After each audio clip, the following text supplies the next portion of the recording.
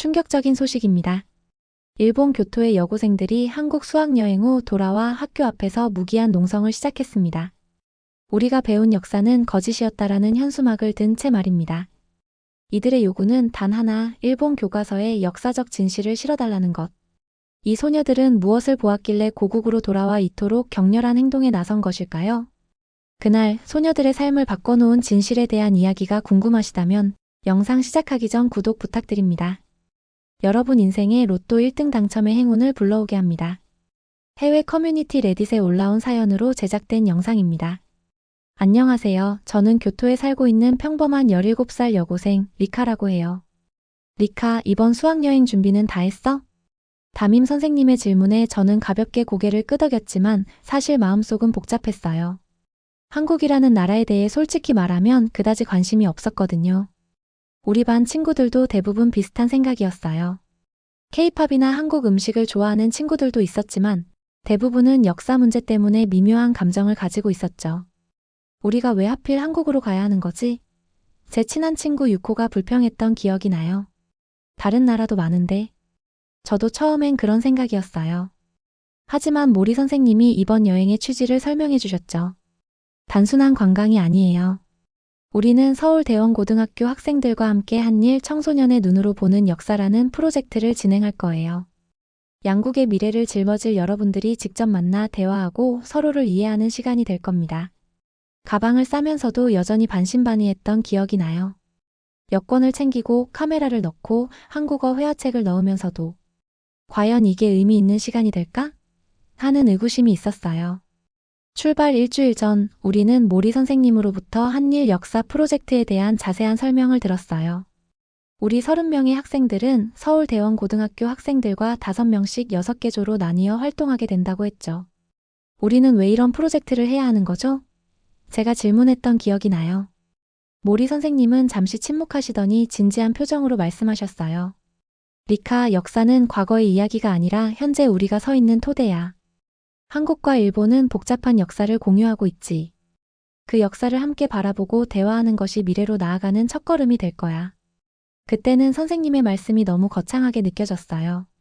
하지만 지금 생각해보면 그 말씀이 얼마나 중요한 의미를 담고 있었는지 깨닫게 돼요.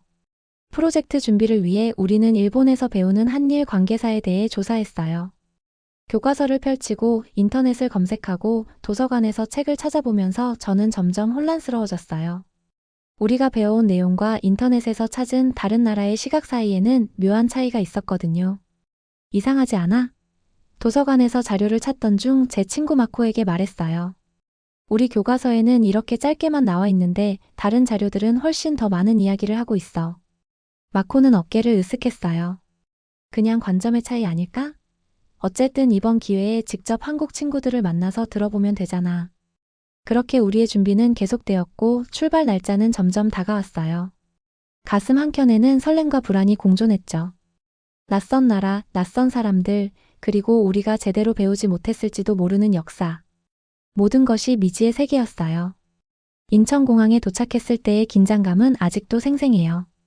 입국장을 빠져나오자 교토 여자고등학교 환영합니다 라고 쓰인 한글 현수막이 보였어요. 그 아래 서 있는 한국 학생들의 미소 띤 얼굴들이 보였지만 왠지 모르게 가슴이 두근거렸어요. 안녕하세요. 한국 학생들이 일제히 인사했을 때 우리도 서툰 한국어로 안녕하세요 라고 대답했어요. 그렇게 어색한 첫 만남이 시작되었죠. 제가 속한 조에는 한국 학생 3명이 있었어요. 지수, 민서, 그리고 준호. 처음에는 정말 어색했어요. 서로 영어와 간단한 일본어, 한국어를 섞어가며 대화를 시도했지만 깊은 대화는 불가능했죠. 버스를 타고 서울로 이동하는 동안 지수가 옆자리에 앉았어요. 처음에는 서로 말없이 창밖만 바라보다가 제가 용기를 내어 물었어요. 한국에서 일본 사람들을 어떻게 생각해요? 지수는 잠시 생각하더니 솔직하게 대답했어요. 복잡해요. 일본 문화를 좋아하는 친구들도 많고 저도 일본 애니메이션을 좋아해요. 하지만 역사 문제 때문에 어떤 사람들은 좋지 않은 감정을 가지고 있기도 해요. 그 말을 들었을 때 가슴이 조금 아팠어요. 하지만 지수의 솔직함이 오히려 고마웠죠. 그 순간부터 우리의 대화는 조금씩 진솔해지기 시작했어요. 호텔에 도착해서 짐을 풀고 저녁에는 환영 만찬이 있었어요. 식당에 들어서자 한국 전통 음식들이 가득한 테이블이 보였고 우리는 조별로 앉게 되었어요. 음식을 나눠 먹으며 조금씩 서로에 대해 알아가기 시작했죠. 리카는 취미가 뭐야? 민서가 물었어요. 사진 찍는 거 좋아해. 그리고 음악 듣는 것도. 제가 대답했어요. 민서는? 나는 그림 그리는 걸 좋아해. 특히 만화 스타일로. 민서가 웃으며 말했어요. 이런 소소한 대화들이 쌓여가면서 우리 사이의 벽은 조금씩 허물어지기 시작했어요. 하지만 여전히 역사 이야기만 나오면 분위기가 어색해졌죠. 마치 우리 모두 뜨거운 감자를 다루는 것처럼 조심스러웠어요. 첫날 밤 호텔 방에 누워 천장을 바라보며 생각했어요. 우리가 정말 서로를 이해할 수 있을까? 이 짧은 일주일 동안 무언가 변할 수 있을까? 사실 한국으로 출발하기 전날 밤 제 인생을 바꿔놓을 한 통의 편지를 받았어요. 할머니로부터요. 할머니는 교토 외곽의 작은 마을에서 혼자 사시는데 출발 전에 인사드리러 갔었어요. 평소와 다름없이 할머니는 맛있는 간식을 준비해 주시고 제 여행을 축복해 주셨죠. 그런데 제가 돌아가려고 할 때 할머니가 갑자기 제 손을 잡으셨어요. 리카, 너에게 부탁하고 싶은 게 있어. 할머니의 목소리는 평소보다 떨리고 있었어요. 네, 할머니. 무슨 일이세요? 제가 물었어요. 할머니는 오래된 서랍에서 누런 봉투 하나를 꺼내셨어요. 그 안에는 바랜 흑백 사진 한 장과 손글씨로 가득한 편지가 들어 있었죠. 이건. 할머니가 사진을 건네시며 말씀하셨어요. 내가 16살 때의 사진이야. 옆에 있는 소녀는 내 가장 소중한 친구였던 윤미야. 사진 속에는 젊은 할머니와 또 다른 소녀가 나란히 서 있었어요. 두 사람 다 학생복 같은 옷을 입고 있었고 미소를 짓고 있었지만 어딘가 슬픈 느낌이 들었어요. 윤미는 한국 소녀였어. 우리는 1940년대 초 교토에서 만났어. 그 아이의 가족은 여러 사정으로 일본에 와 있었지. 할머니의 목소리가 떨렸어요. 할머니는 계속해서 이야기했어요. 윤미와 어떻게 친구가 되었는지, 어려운 시기에 서로를 어떻게 의지했는지. 그리고 전쟁이 끝나고 윤미가 한국으로 돌아가야 했을 때 두 사람이 어떻게 작별 인사를 나눴는지 말이에요. 우리는 이 사진을 반으로 잘라서 각자 하나씩 가졌어. 언젠가 다시 만나면 사진을 맞추자고 약속했지. 할머니의 눈에서 눈물이 흘러내렸어요. 하지만 그 후로 한 번도 만나지 못했어. 할머니는 편지를 제 손에 쥐어주셨어요. 리카, 네가 한국에 간다고 해서. 혹시 윤미를 찾을 수 있을지 모르겠지만 이 편지를 그 아이에게 전해주었으면 해. 아마 지금은 나처럼 할머니가 되었을 테지만 저는 할머니의 부탁이 얼마나 어려운 일인지 알았어요. 70년도 더 지난 일이고 이름만으로 누군가를 찾는다는 건 불가능에 가까웠으니까요. 하지만 할머니의 간절한 눈빛을 외면할 수 없었어요. 할머니, 제가 꼭 찾아볼게요. 제가 약속했어요. 그날 밤 집으로 돌아와 할머니의 편지를 펼쳐보았어요. 일본어로 빽빽하게 쓰인 글씨 사이로 몇몇 한국어 단어들이 보였어요. 그리고 편지 마지막에는 한 주소가 적혀 있었죠. 경상북도 경주시. 아마도 윤미 할머니가 살았던 곳일 거예요. 사진을 자세히 보니 정말 반으로 잘린 흔적이 있었어요. 오른쪽 절반만 남아있는 사진 속에서 할머니와 윤미는 서로의 어깨에 팔을 두르고 있었고 배경에는 어떤 정원이나 공원 같은 곳이 희미하게 보였어요. 그 순간 이번 여행이 단순한 수학여행이 아니라 할머니의 과거와 연결된 특별한 여정이 될 것이라는 예감이 들었어요. 가방에 조심스럽게 편지와 사진을 넣으며 한국에서 어떻게 윤미 할머니를 찾을 수 있을지 고민했어요. 그리고 지금 한국 땅을 밟은 저는 설렘과 두려움이 뒤섞인 감정을 느끼고 있어요. 낯선 나라에서 70년 전 할머니의 친구를 찾는다는 건 정말 어려운 일이겠지만 이상하게도 가슴 한켠에서는 꼭 찾을 수 있을 거야 라는 확신이 들었어요. 호텔 창문 너머로 보이는 서울의 밤 풍경을 바라보며 내일부터 시작될 우리의 여정과 할머니의 오래된 약속에 대해 생각했어요.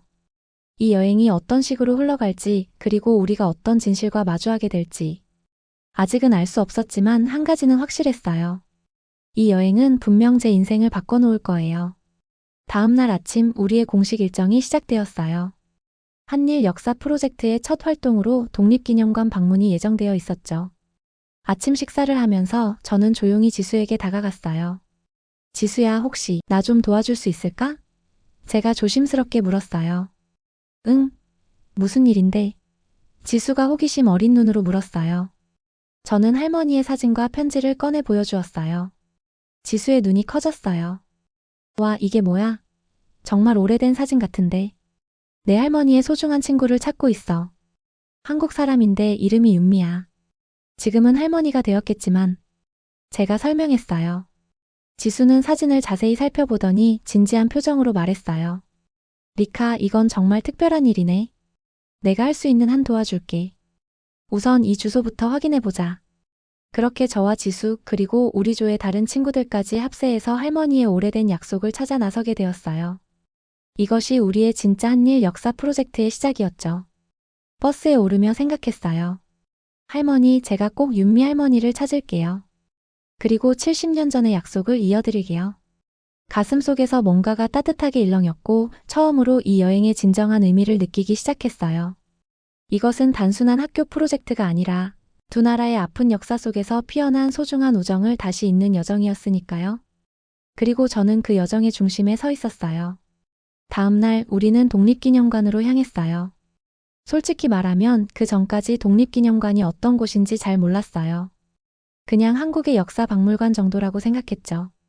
하지만 그곳에서 마주한 현실은 제 상상을 훨씬 뛰어넘는 것이었어요. 기념관 안으로 들어서자 일제강점기 시대의 사진과 자료들이 눈에 들어왔어요. 일본군이 한국인들을 탄압하는 모습, 강제로 끌려가는 사람들의 모습, 고문당하는 사람들의 끔찍한 사진들. 마치 타임머신을 타고 역사의 현장에 와 있는 듯한 기분이었어요. 저는 충격에 휩싸였어요. 일본 교과서에서는 이렇게 자세한 내용을 배운 적이 없었거든요.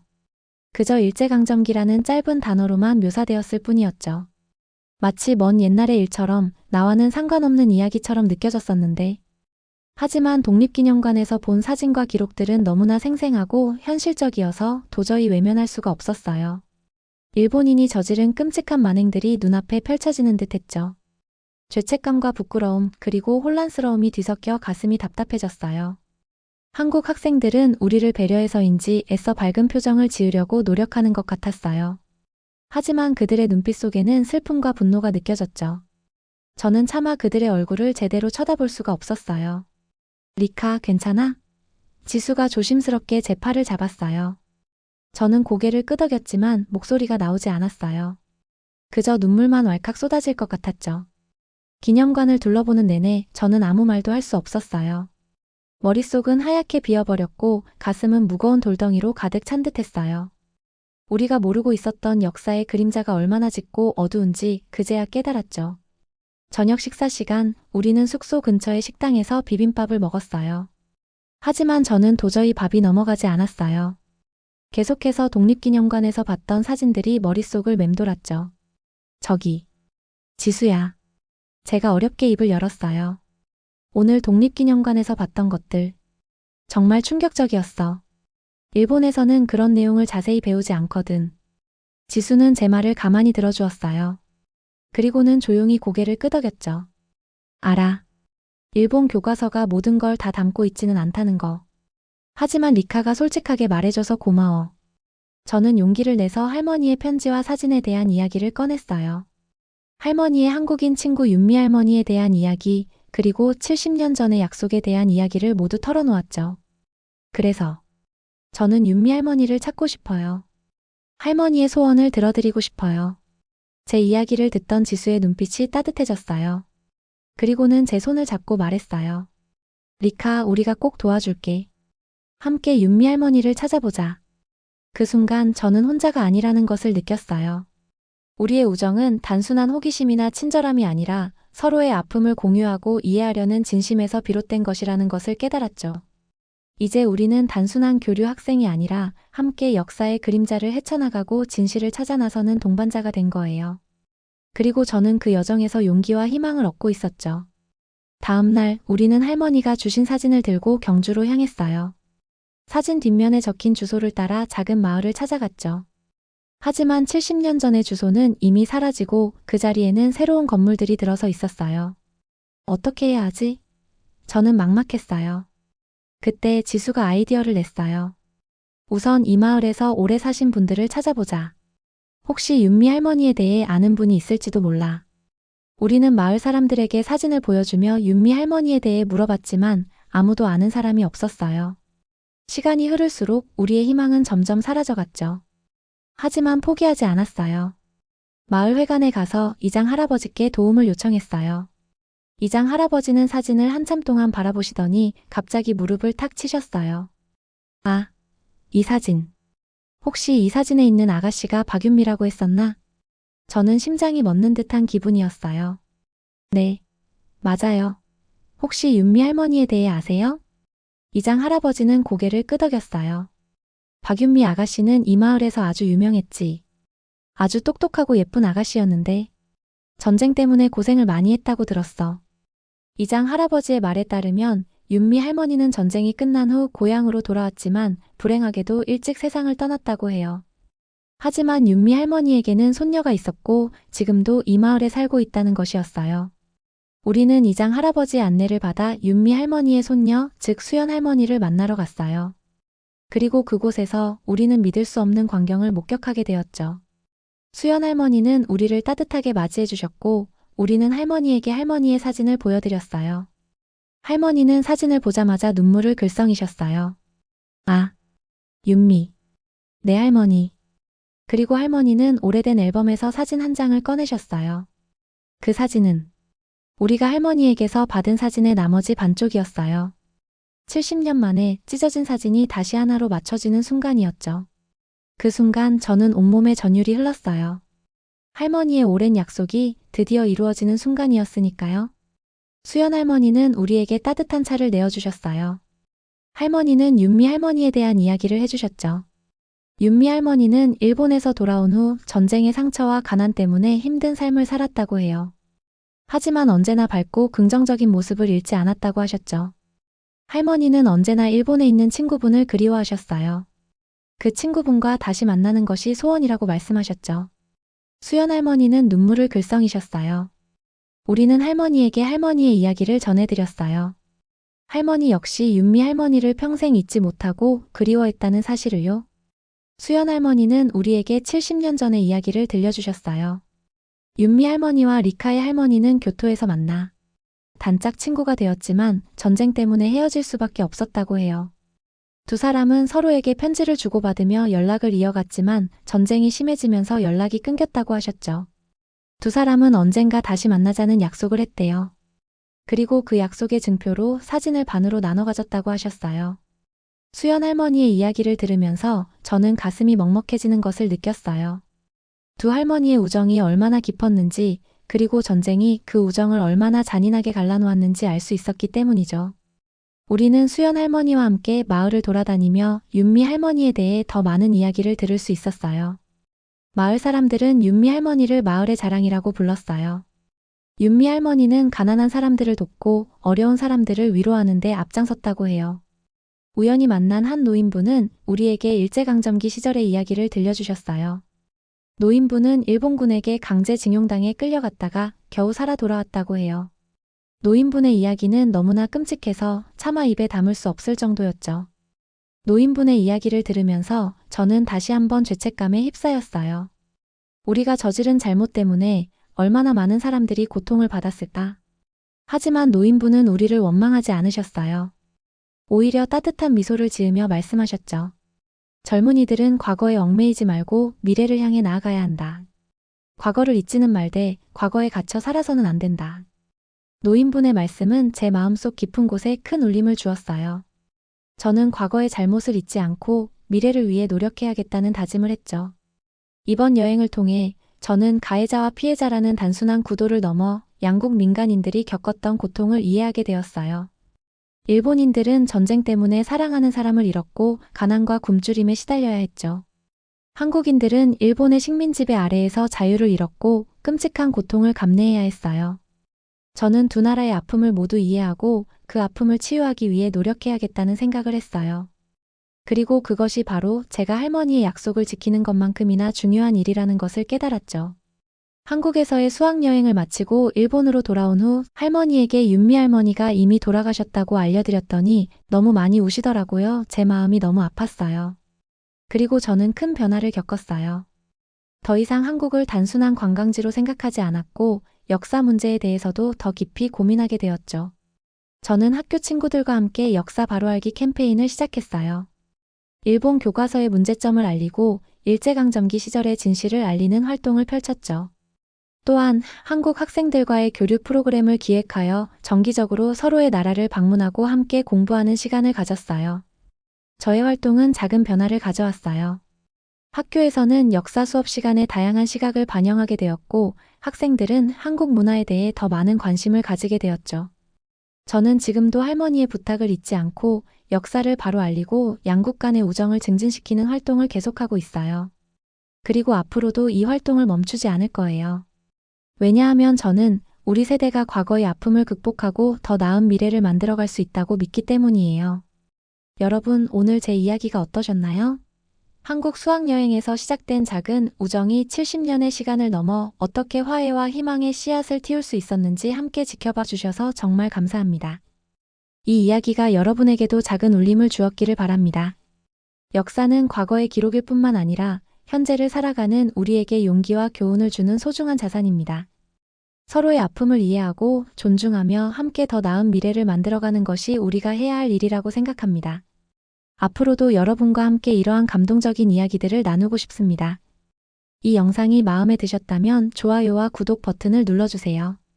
새로운 영상이 업로드될 때마다 가장 먼저 만나보실 수 있습니다. 감사합니다. 그리고 다음 영상에서 또 만나요.